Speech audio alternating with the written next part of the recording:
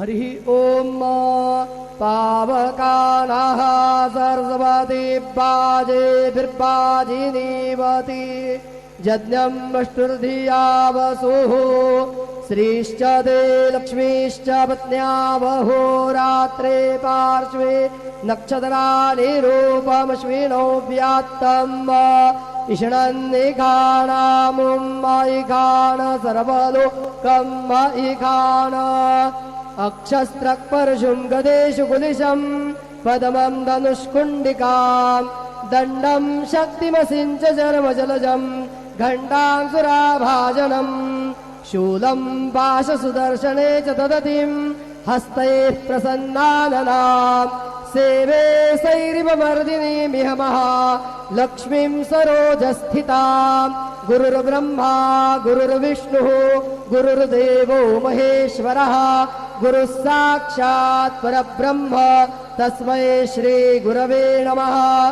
सद्गुरु साईनाथ देवताभ्यो नमः।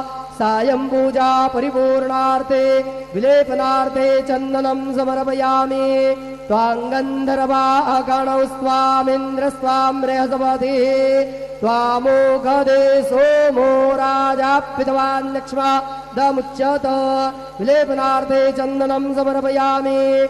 अक्षन्नमे मदन्तशवप्रिया अधूकत अस्तोखदसभानवो विप्रानविष्ठया मतीजो जान्विन्द्रते हरि। नानापरिमलसौभाग्यद्रव्याणि समर्पयामि।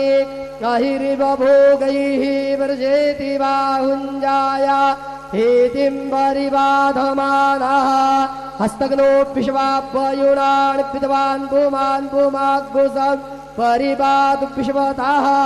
नानापरिमलसौभाग्यद्रव्याणि समर्पयामि।